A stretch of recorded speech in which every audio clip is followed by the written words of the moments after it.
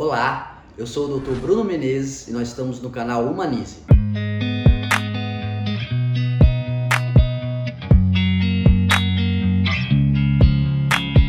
Hoje nós vamos falar de um tema bem interessante, o alcoolismo.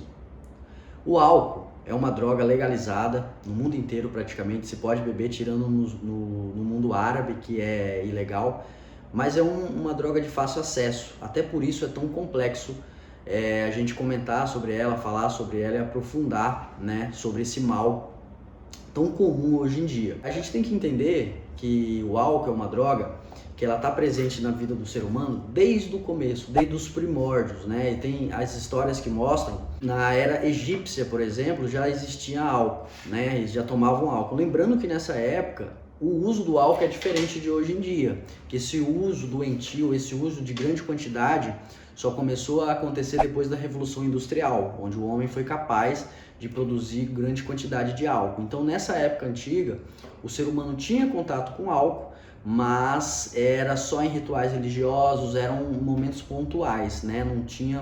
Não tem na história dessa época esse tipo de doença como tem hoje em dia. O Brasil é o quarto país que mais bebe álcool no mundo, né? Então, para você ver o tanto, a intensidade dessa doença que tem um impacto aqui no Brasil.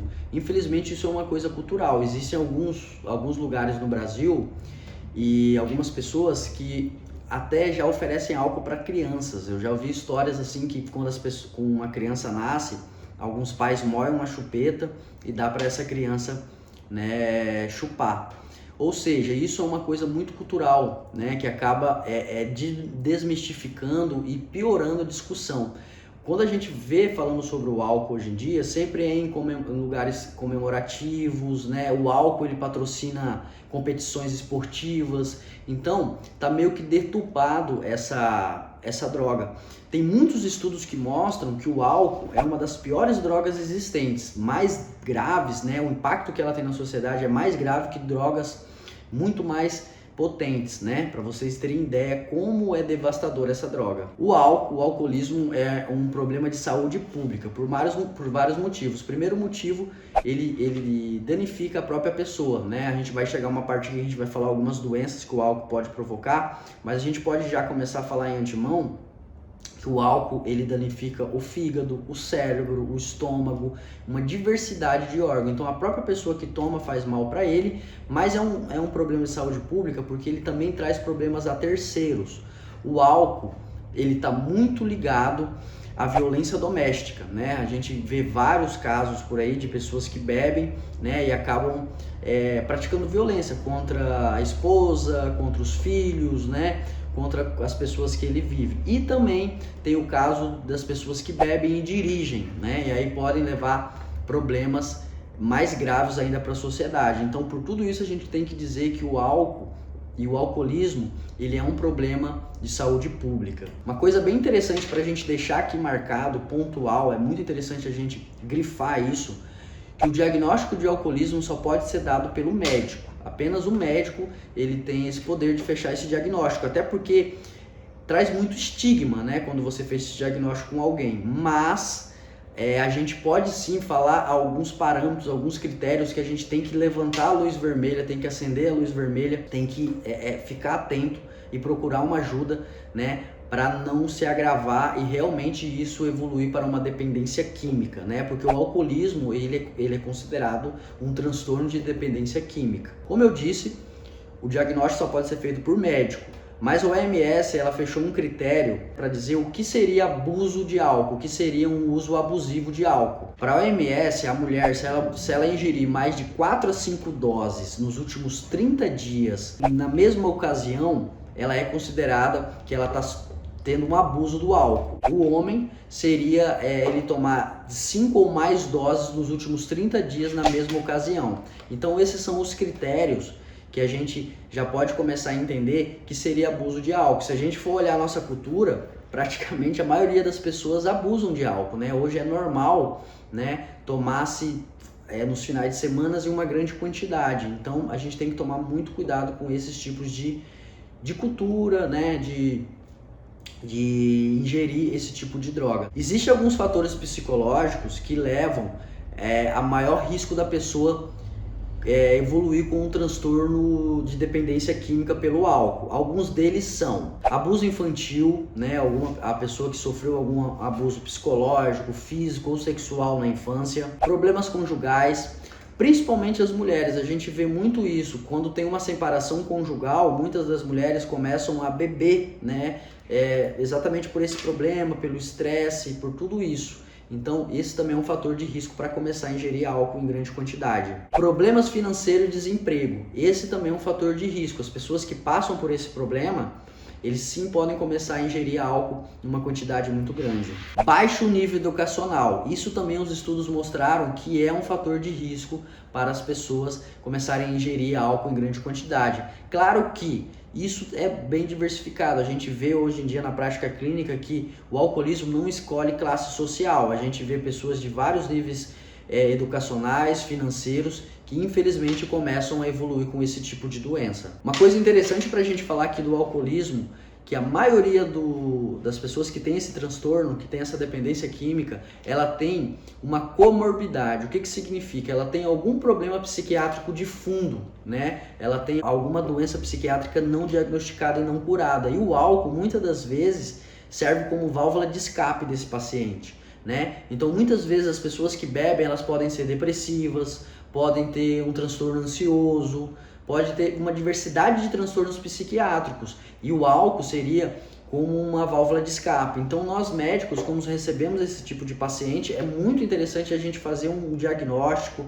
fazer uma anamnese, que é uma investigação bem feita, né, para a gente saber se esse paciente só tem mesmo o alcoolismo ou tem alguma doença de fundo. É bem interessante isso. Uma coisa interessante aqui para a gente falar, que hoje em dia cada vez mais se caminha para zero álcool. Antigamente a gente falava que tinha uma dose segura, né? Existia o famoso bebedor social, mas isso cada vez mais se cai sobre terra.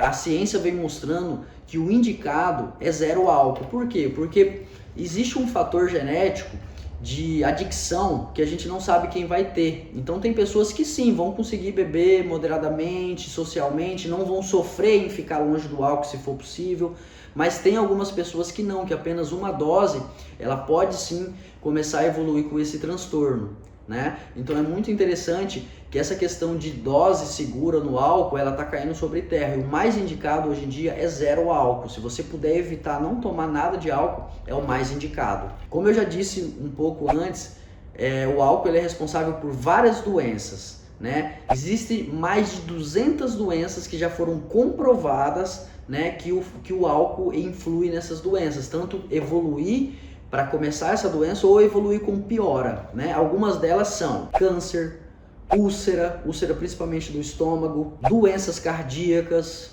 danos cerebrais, distúrbios mentais. Aqui eu falo de novo, a maioria das pessoas com dependência química pelo álcool, elas têm uma doença psiquiátrica de fundo, escondida pelo alcoolismo. O álcool, como eu já disse, é uma das piores drogas existentes. Infelizmente, por ser legal, muitas das pessoas não têm essa visão dela, mas para a gente ter ideia, eu acho que a única droga que chega a pessoa entrar em coma é o álcool, né? A cocaína mesmo, ela pode ter uma overdose, pode ter uma arritmia, a pessoa morre do coração, né? A própria maconha mesmo, ela pode dar um síndrome que a gente chama desmotivacional, que a pessoa não consegue evoluir na sua rotina diária, mas nenhuma delas, né, leva uma pessoa a entrar em coma. O álcool, ele se assemelha muito à heroína nesse caso, né? Que é uma droga muito pesada. Então é uma coisa para a gente acender o alerta e começar a raciocinar, né? Como que essa droga ela é pesada e ela é muito complexa. Então não é porque ela é legal que ela deixa de ser uma droga. Alguns sintomas que a gente tem que ficar alerta, que pode mostrar uma compulsão por álcool, né? Que seria já um estágio começando a evoluir com a dependência. Alguns sinais de alerta para os pacientes: um desejo incontrolável de beber, dificuldade em controlar o consumo quando começa a beber, situações de abstinência física. Seria aquele paciente que passa mais de 2 ou 3 dias sem beber e começam a ter o síndrome de abstinência. O síndrome de abstinência é um quadro psiquiátrico que está envolvido na dependência do álcool, que ele traz sintomas físicos como sudorese, taquicardia, que o coração acelera, náuseas, boca seca, tontura, tudo isso são sinais de abstinência. Geralmente começa a acontecer quando o paciente passa alguns dias sem tomar álcool. Tolerância é um fator que se encontra no dependente químico por álcool. É aquele paciente que precisa cada vez mais aumentar a sua dose de álcool para chegar ao nível que ele se acha satisfeito, né? Seria aquele paciente que começa a beber uma cerveja, após um ano ele não se satisfaz, ele tem que beber 5 cervejas e assim sucessivamente, às vezes até evoluindo para um álcool mais pesado, destilado ou alguma coisa desse sentido. Comportamentos inadequados e principalmente brigas. Esse também é um fator que mostra sim que o paciente pode estar entrando numa dependência química, né? Aquele paciente que bebe, toda vez que bebe, ele briga com a esposa, briga com o marido, briga com os filhos, briga com os vizinhos, né? Aquele bebedor que quando bebe todo mundo já sabe que ele vai ficar chato, que ele vai ficar inconveniente. Esse também é um fator que as pessoas têm que começar a acender a luz de alerta. Uma coisa interessante para se dizer, que quando vai se fechar o diagnóstico de alcoolismo, como eu já disse que é só o médico que pode ser feito, não é só a quantidade e a periodicidade que a gente leva em conta. Existem vários outros fatores.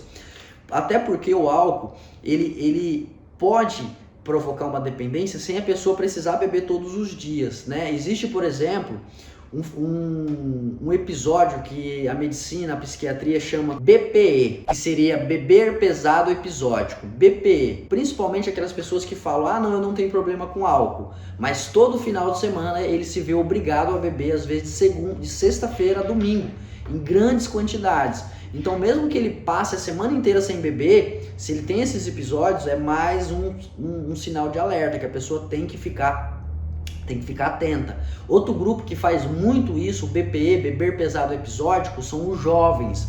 Outro grupo que nós temos que se preocupar muito, que infelizmente está evoluindo muito com o transtorno de dependência química pelo álcool. Para terminar, a gente vai falar um pouco sobre o tratamento. Infelizmente, o alcoolismo, a dependência química por álcool não tem cura. É uma outra doença na psiquiatria que não tem cura, mas tem controle. Não é porque a pessoa se evoluiu com essa dependência que é uma sentença de morte, que ela tem que ser sempre escravo dessa droga. E o tratamento, existem várias coisas que a gente pode ajudar, mas a finalidade do tratamento é zero álcool. Lembrando aqui que uma vez que a pessoa tem um diagnóstico dependente, sempre ela vai ser dependente, ela nunca mais vai poder chegar perto do álcool, né, ou vai poder beber.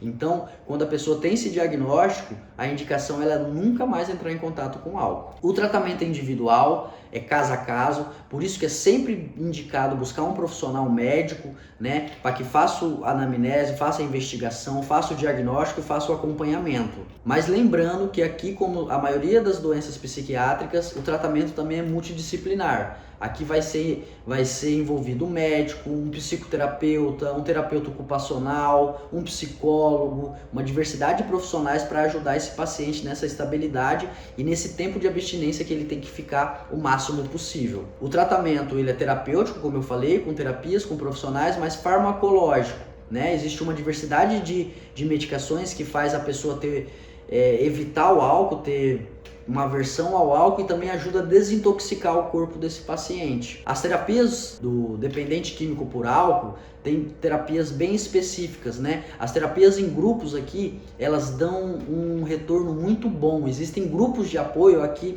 eu vou falar para vocês o AA, os Alcoólatras Anônimos, que são grupos de apoios que são feitos por próprios alcoólatras e a gente vê que tem um resultado muito grande. Então aqui o tratamento é farmacológico, terapia e grupo de apoio. Todas essas ferramentas podem ser usadas no tratamento e devem ser usadas mutuamente, juntas. O apoio da família é importantíssimo no tratamento, tanto de levar esse paciente ao médico, acompanhá-lo, verificar se ele está tomando medicação e acolher esse paciente, entender que isso é uma doença, né? Que infelizmente as pessoas não escolhem ter uma dependência por álcool, né? É igual câncer, ninguém escolhe ter câncer, simplesmente você tem. Então a gente tem que acolher, né, e levar para os profissionais corretos para que faça esse tratamento. A dependência pelo álcool é uma dependência química como qualquer outra, como cocaína, heroína. Então às vezes o paciente chega num nível tão extremo que vai ser indicado, vai ser preciso uma internação involuntariamente, tá ok? Então os familiares, quando vê que chegam a esse extremo, é indicado eles pegarem esse paciente e buscarem uma ajuda profissional, porque às vezes esse paciente vai ter que ser internado até contra a vontade dele, para a segurança dele. Tão grave que é essa doença. Então, gente, para a mensagem final eu vou deixar aqui para vocês que alcoolismo não é brincadeira, o álcool é uma droga muito perigosa, ela é uma droga, por ser aceita, por ser legal, ela acaba sendo cultural, ela entra muito nas famílias, e aí esse é o perigo, a gente não sabe quem vai ter o gene da adicção, quem vai ter o problema de alcoolismo, e mesmo que a pessoa não tenha dependência, o simples fato dela beber periodicamente pode trazer muitos problemas de saúde, né, e de comportamento. A pessoa que bebe rotineiramente e fica alcoolizado, fica bêbado, é muito complicado, é difícil viver com uma pessoa dessa, né? Então essa é a mensagem final aqui da gente da Humanize. Espero que vocês gostem, espero que essas informações sejam de grande valia e até a próxima.